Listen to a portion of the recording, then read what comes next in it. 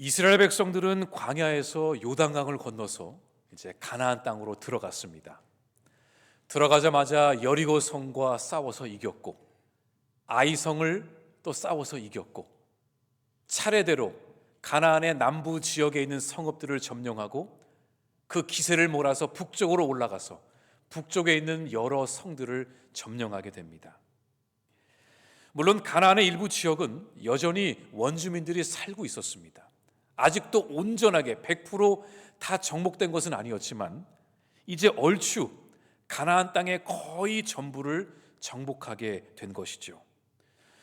그리고 이스라엘 백성들은 이 실로라는 지역에 하나님을 위한 성막을 세운 후에 각 지파별로 그 가나안 땅을 분배하기 시작했습니다.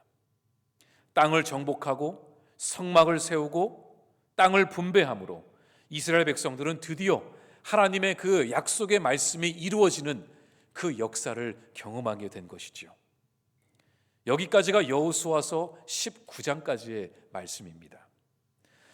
자, 이제 오늘 본문 말씀이 나오는 여호수아 20장에서는 하나님께서 이스라엘 백성들에게 한 가지의 명령을 주십니다. 그런데 이 명령은 사실 처음 주신 것이 아니라 예전에 광야에 있었을 때에 하나님이 모세에게 그때 주셨던 명령이기도 합니다. 그것은 바로 이스라엘 백성들이 가나안 땅에 정착하게 된 후에 그 지역에 도피성들을 세우라고 하신 것이죠. 그 내용이 오늘 본문 1절과 2절에 나옵니다. 여호와께서 여호수아에게 말씀하여 이르시되 이스라엘 자손에게 말하여 이르기를 내가 모세를 통하여 너희에게 말한 도피성들을 너희를 위해 정하여. 도피성은 말 그대로 위험이 찾아왔을 때에 안전하게 다치지 않게 숨을 수 있는 곳이 도피성입니다. 예전에 제가 그 알래스카 꼭대기에 있는 그 작은 섬에 단기 선교를 하러 간 적이 있습니다.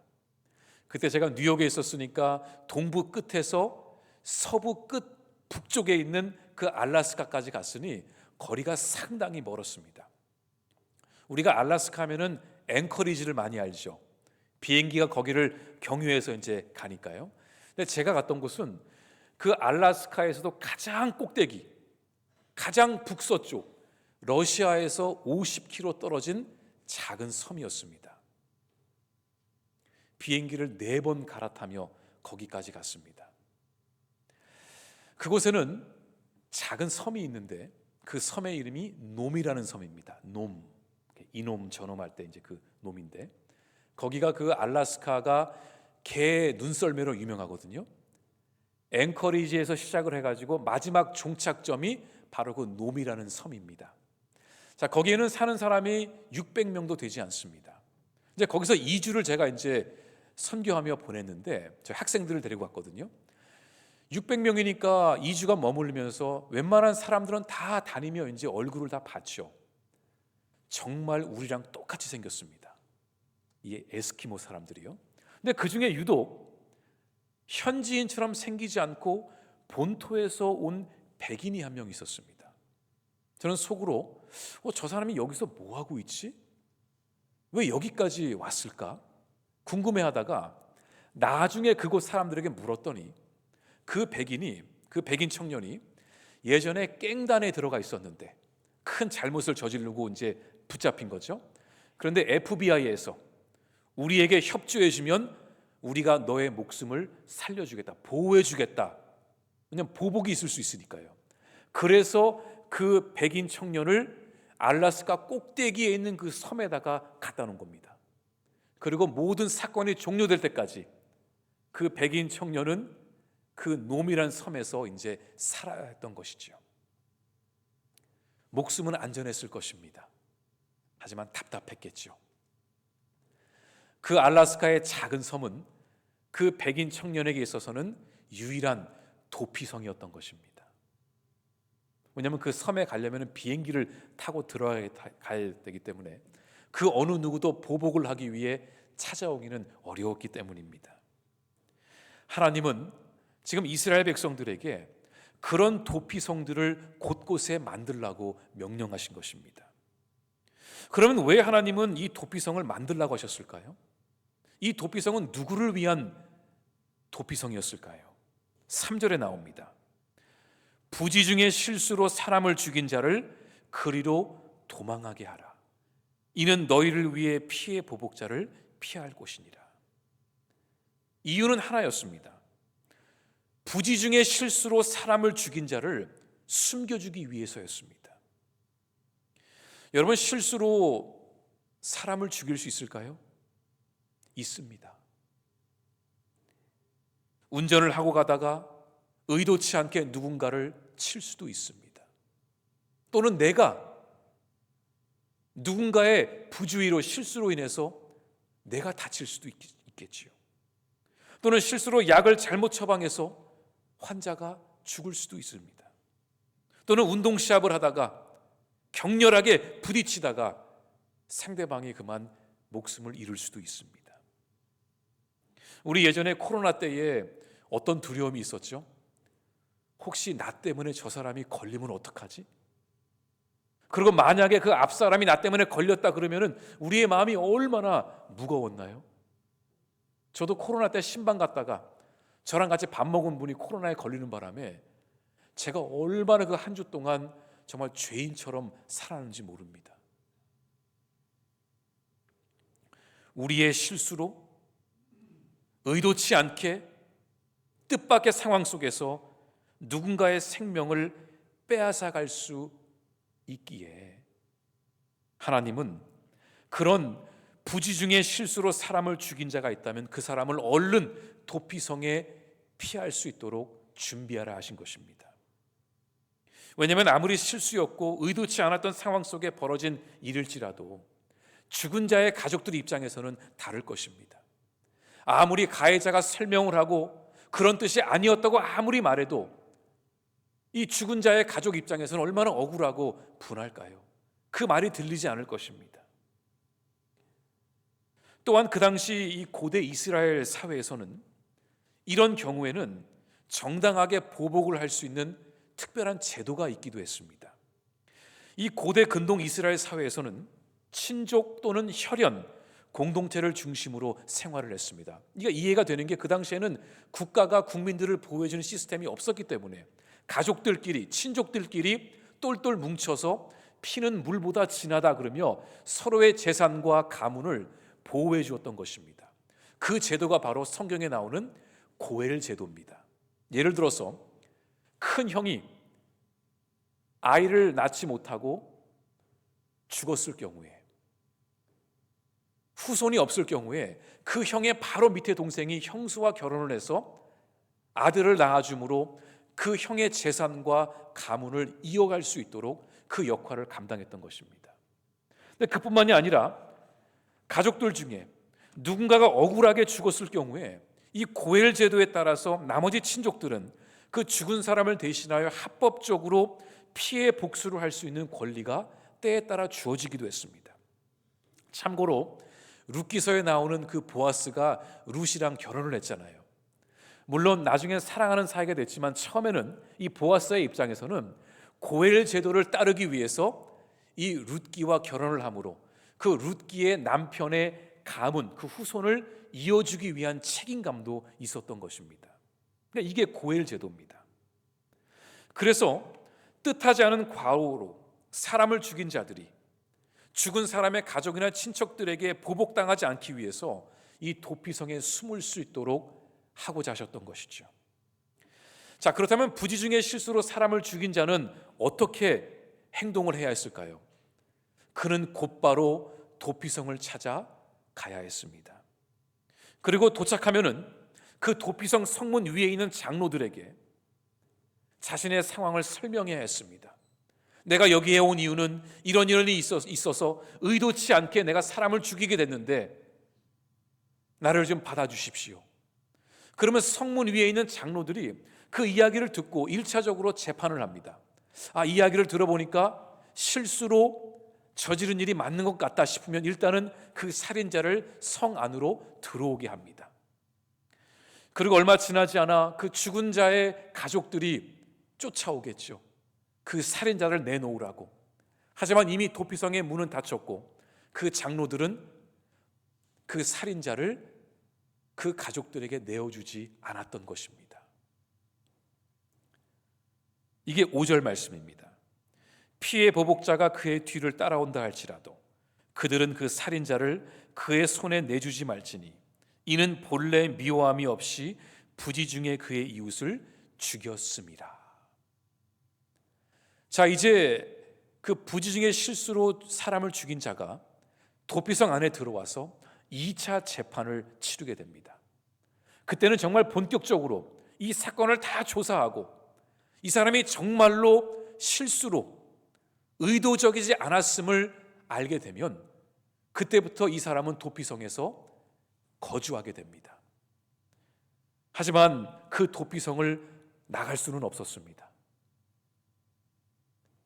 하지만 딱 한 가지, 만약에 그 도피성에 있는 대제사장이 죽게 될 경우 그 살인자는 다시 고향으로 돌아갈 수 있었습니다. 그게 전제 조건이었습니다. 도피성은 바로 이러한 우발적인 살인범을 개인의 복수로부터 보호하고 그 생명을 살려주는 데 목적이 있었던 것이죠. 하나님은 더 이상 무죄한 사람이 억울하게 피를 흘리지 않도록 하신 것입니다. 하지만 반대로 만약에 재판을 했는데 이 사람이 실수가 아니라 고의적이었다, 악한 마음으로 한 것이다라는 것이 나타나게 되면 그 사람은 도피성 밖으로 나가야 했습니다. 그러면 그 밖에서는 그 죽은 자의 가족들이 기다리고 있었겠지요. 이스라엘 백성들이 살았던 그 시대에는 아까 말씀드린 이 고엘 제도, 그런 제도도 있었지만 그 당시 그 고대 메소포타미아 지역에서 상식적으로 통했던 법이 있었는데 우리가 한 번쯤은 들어보았던 하무라비 법전입니다. 눈에는 눈, 이에는 이. 이 법이 그 당시에는 너무나 상식적인 법이었습니다. 더 나아가 어떤 법은 피해를 당하게 되면 7배를 보상해 줘야 하는 그런 법도 있었습니다. 그런데 그런 고대의 법들과 비교해 볼 때에 하나님이 명령하신 도피성 제도는 정말 피의자의 인권을 보호해 주는, 존중해 주는 새로운 법의 개념이라 할 수 있을 것입니다.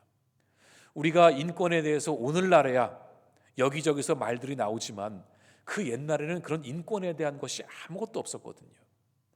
하지만 하나님은 그 옛날부터, 그 오래전부터 이 피의자의 인간의 존엄성과 인권을 존중해 주는 그런 하나님의 배려를 우리는 보게 됩니다. 자, 그런데 하나님께서 이 도피성들을 어디에 만들게 하셨는지를 보면은 우리는 더 깜짝 놀라게 됩니다. 이 도피성들이 총 6군데가 있었는데 7절과 8절에 그 위치들이 나옵니다.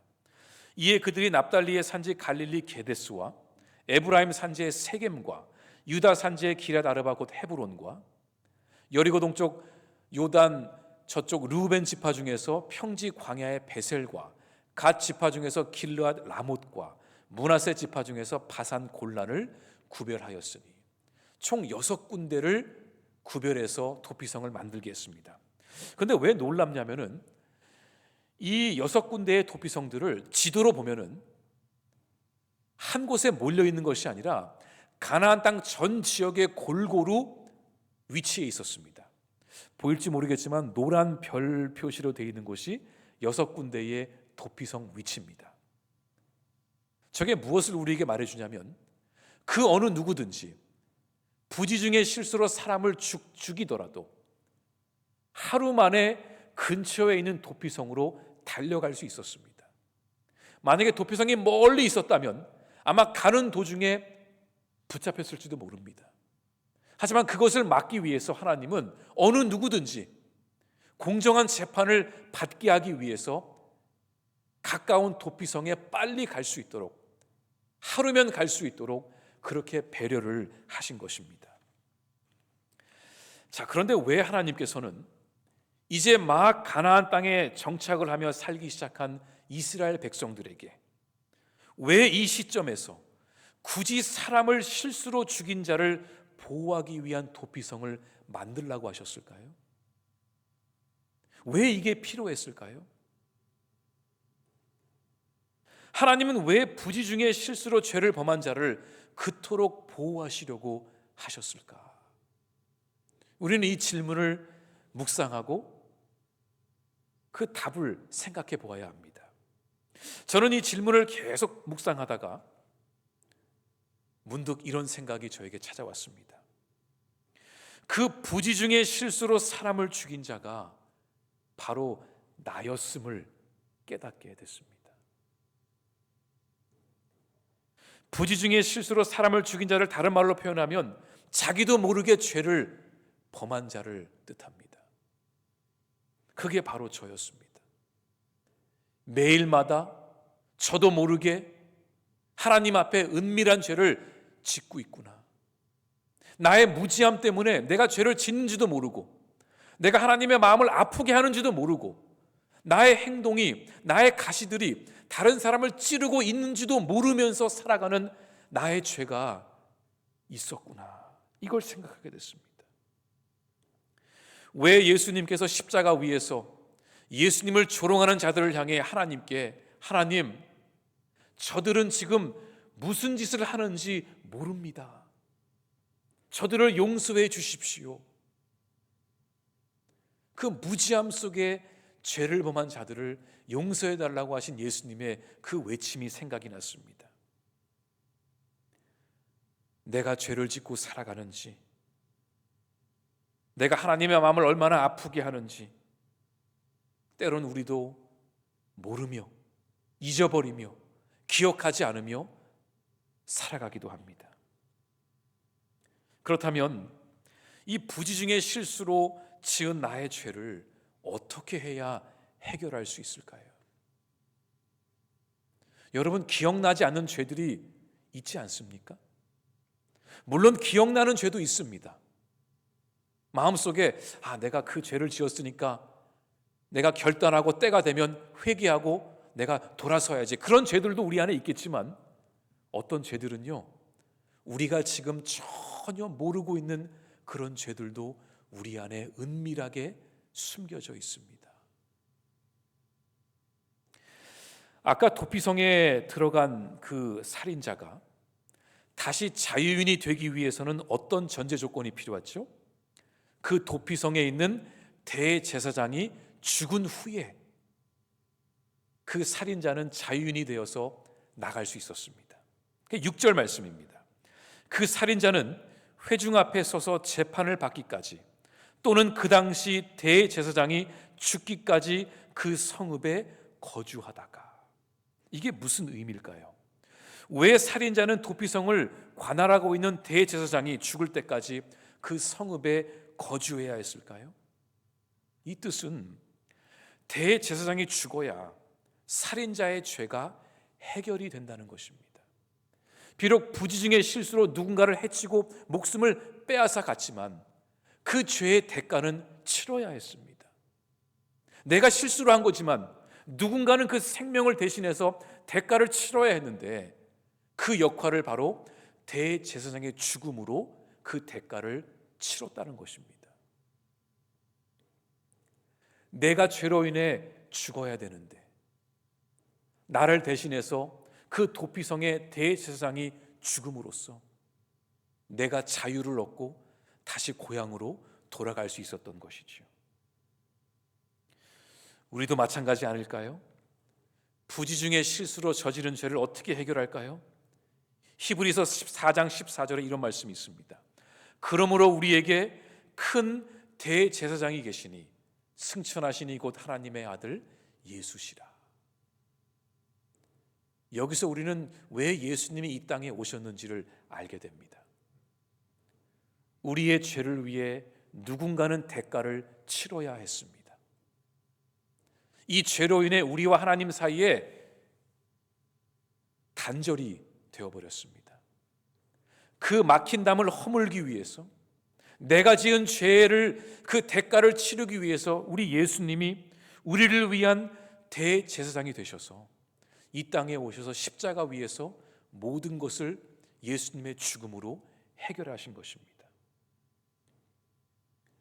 오늘 말씀에 나오는 도피성이 정말 절실하게 필요한 사람이 바로 저였음을 깨달았던 것입니다.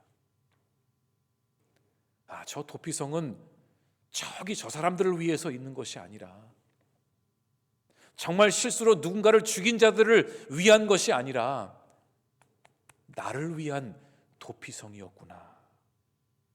여러분, 부지 중에 실수라는 그 말이 오늘 본문에 여러 번 등장합니다. 부지 중에 실수. 이 뜻은 우리 인간이 얼마나 연약하고 어리석고 자주 넘어짐을 우리에게 보여줍니다. 그러니까 사람은 완벽한 존재가 아니잖아요. 우리는 늘 실수하고 넘어지고 죄의 올무에 걸리곤 합니다. 만약에 하나님께서 정말 죄의 결과에 따라서 원칙적으로 처리하신다면 우리 중에 그 누구도 지금 살아남지 못할 것입니다. 그래서 우리가 피할 수 있는 곳, 우리의 허물과 우리의 연약함과 우리의 죄를 덮어주실 수 있는 그 도피성을 하나님은 만들라고 하신 것입니다. 결국 도피성은 이스라엘 백성들에게 주시는 하나님의 은혜였던 것입니다. 그들의 연약함, 그들의 허물, 그들의 실수를 하나님은 덮어주시고자 이 도피성들을 곳곳에 언제든지 하루 만에 갈 수 있도록 만들라고 명령하신 것입니다. 여러분, 은혜가 무엇일까요? 우리는 은혜란 말을 참 많이 사용합니다. 아마 여러분의 마음속에는 그 은혜가 무슨 의미인지를 이 감으로 아실 것입니다. 근데 제가 만약에 이 은혜를 한 문장으로 제가 요약할 수 있다면 저는 이렇게 표현하고 싶습니다. 은혜는 우리의 허물을 용서하시고 감싸주시는 하나님의 사랑이다. 그러니까 우리의 허물을 덮어주시는 것, 그것이 하나님의 은혜더라고요. 여러분, 사람이 쉽게 변하나요? 쉽게 변하지 않더라고요. 어쩌면 절대 변하지 않을 거야, 이 말이 더 맞는 말일지도 모르겠습니다. 어쩌면 하나님은 우리에게 있는 모습 그대로 나아오라고 하신 것도 우리의 성품, 우리의 모습, 그 모습 그대로 하나님께 나아오면 쓰시겠다라는 주님의 마음 같기도 합니다. 그러니까 사람은 참 변하기가 어렵습니다. 예를 들어서 지난주 예배 때 은혜를 엄청 받은 분이 계셨어요. 눈물 콧물 다 흘리고 찬양, 기도, 말씀, 감동을 받아서 내가 오늘부터 새로운 사람이 돼야지, 다시는 옛 모습으로 돌아가지 말아야지, 할 수 있어 하고 기쁜 마음으로 집으로 돌아와서 주일 저녁을 잘 보내고 월요일 날 탁 눈을 떴는데 갑자기 혈기가 막 올라오기 시작하는 거예요. 그 모습을 보고 낙심하기 시작합니다. 이게 뭐지? 내가 어제 분명히 은혜 받았는데, 내가 다짐했는데 왜 혈기가 또 올라오지? 또 말씀을 붙들고 기도하고 하나님 앞에 죄를 고백하고 또 다짐했습니다. 내가 다시 새 사람이 돼야지, 할 수 있어. 근데 작심 3일 뒤에 또 나의 혈기가 막 올라옵니다. 낮은 자리로 가야지. 필리핀에 선교 가서 열심히 고백하고 다짐하고 돌아왔어요. 그런데 다음 날 나의 교만함이 막 꿈을 막 올라오는 거예요. 이렇게 안에서. 낮은 자의 마음은 다 어디 가고 나밖에 없는 겁니다.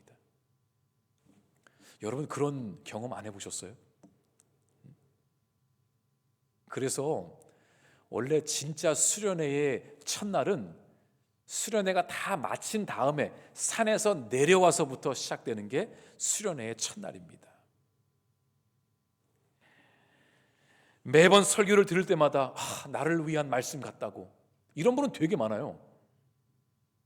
그런데 변하기가 왜 이렇게 힘들죠? 나라는 인간은 어쩔 수 없나 보다, 그냥 낙심하고 넘어지는 거죠. 매일마다 영적 싸움은 찾아옵니다. 나의 교만함과 나의 혈기와 막 싸우는 거죠. 여러분, 신앙생활이 날마다 꽃길을 걷는 것은 아닙니다. 우리는 그냥 생각할 때 신앙생활 정말 재밌게 하면 날마다 주님과 함께 꽃길을 걷고 예수님의 사랑 안에 흠뻑 젖어서 기쁘겠구나 그러는데, 진짜 신앙생활은요 굉장히 치열합니다. 날마다 막 싸우는 거예요. 넘어지고 코가 깨지고 피 흘리고 부딪히고 낙심하고 또 일어나고. 그래서 주일날 이 교우들이 이렇게 예배당에 들어오는 그 모습을 보면은 얼굴이 어때요?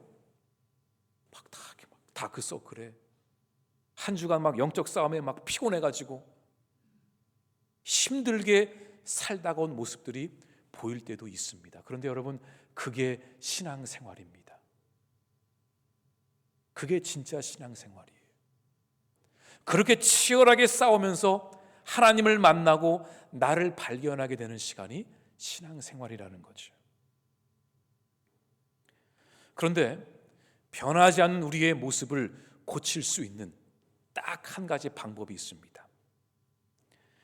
날마다 주님의 은혜로 우리의 연약함과 우리의 죄를 덮는 것입니다. 그냥 덮어버리는 거예요. 보혈의 피로 우리의 죄를 덮어주심으로 우리가 주님 앞에서 의인이 된 것처럼 하나님의 은혜로 우리의 허물과 죄를 덮어버리는 겁니다. 그런데 이 작업은 매일마다 해야 됩니다. 지난주에 받았던 은혜, 그거는 지난주에 끝난 겁니다. 어제 받은 은혜, 어제로 충분했습니다. 오늘 새로운 은혜가 필요하고 내일도 부어주실 은혜를 사모하며 나아가는 것입니다. 작년에 부흥회 때 받은 은혜 너무 좋았죠.